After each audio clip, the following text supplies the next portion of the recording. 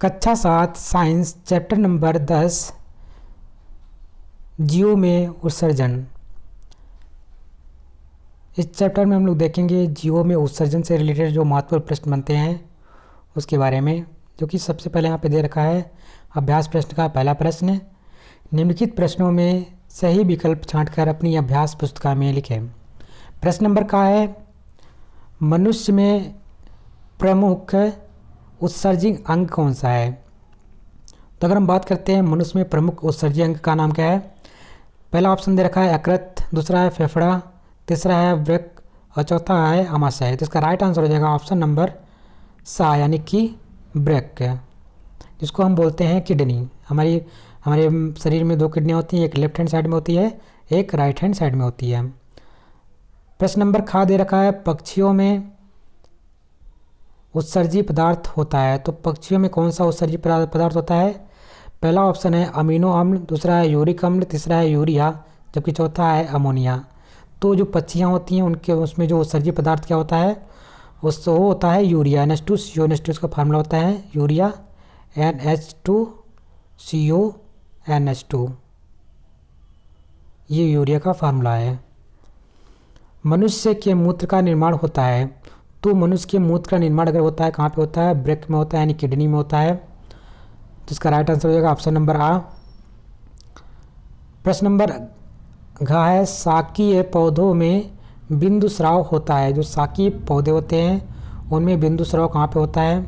शाकीय के मतलब जो साग वाले पौधे होते हैं इसमें, उसको बोलता है शाकीय पौधे। पहला ऑप्शन है जड़ द्वारा, दूसरा है तनी द्वारा, तीसरा है पत्ती द्वारा, जबकि चौथा जो है पुष्प द्वारा। तो जो शाकीय पौधे होते हैं उनमें बिंदु स्राव किसके माध्यम से होता है? वो पत्ती द्वारा होता है। प्रश्न नंबर अगला है, कीटों में उत्सर्जी अंग होता है।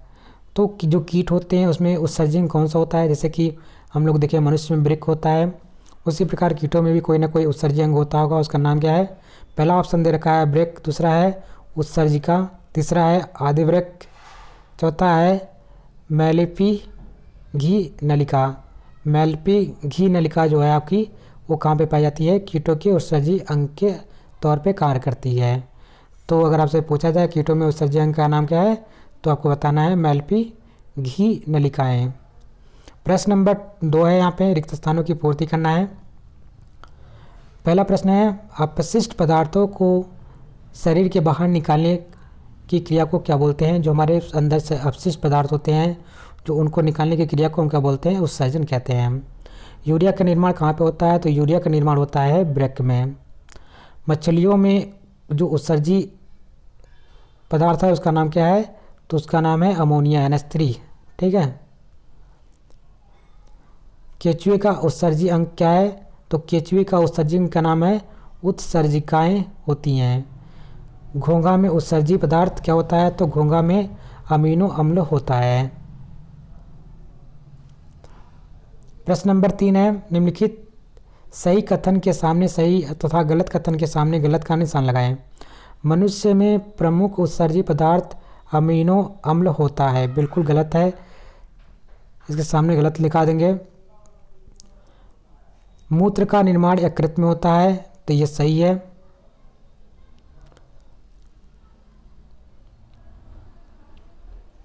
रक्त में यूरिया की मात्रा अधिक होने पर यूरीमा नामक रोग हो जाता है। तो जब भी रक्त में यूरिया की मात्रा अधिक होगी तो कौन सा रोग हो जाएगा? यूरीमा, सही है। हींग पौधे से प्राप्त एक उत्सर्जी पदार्थ है। तो जो हींग होता है क्या है?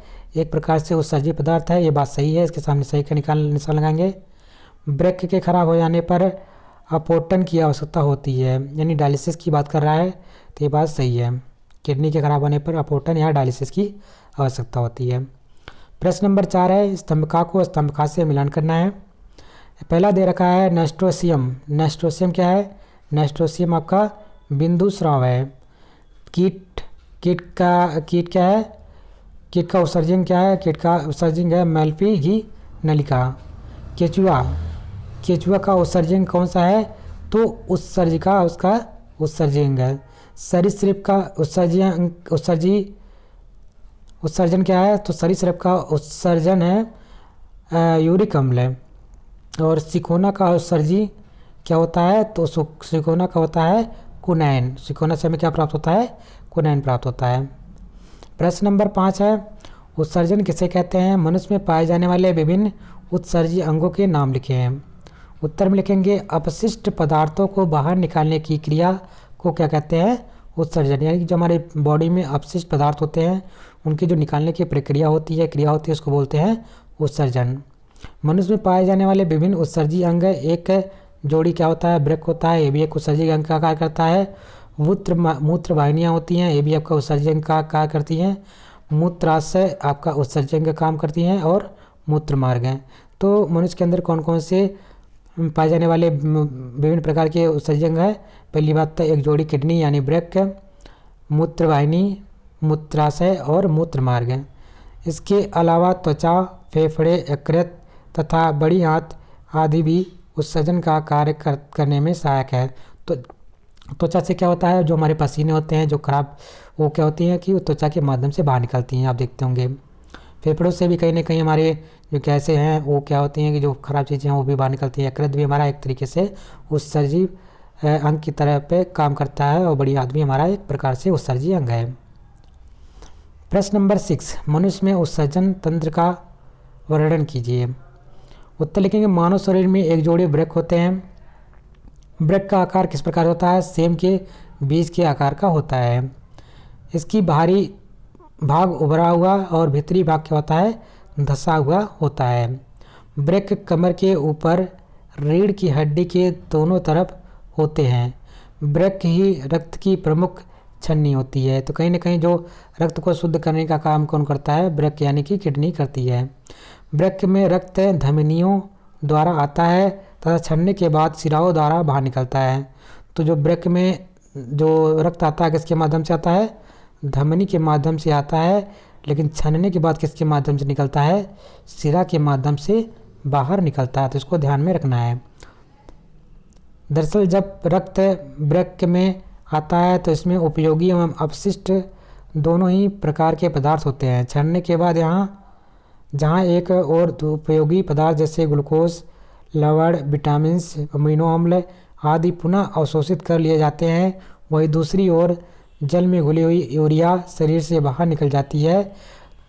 वृक्क से छनने के बाद मूत्र वाहिनियों में होता हुआ मूत्राशय में एकत्रित होता है, और वृक्क, मूत्र वाहिनियाँ, मूत्राशय और मूत्र मार्ग सम्मिलित रूप से उत्सर्जन तंत्र बनाते हैं। प्रश्न नंबर 7 दे रखा है, पौधों में उत्सर्जन का वर्णन करें। तो पौधों में किस प्रकार से उत्सर्जन होता है? अभी आपने देखा कि मनुष्य में किस प्रकार से उत्सर्जन हुआ। अब हम लोग देखेंगे पौधों में किस प्रकार से उत्सर्जन हो रहा है। तो उत्तर में लिखेंगे पौधों में जंतुओं की तरह कोई विशेष उत्सर्जन अंग नहीं होता।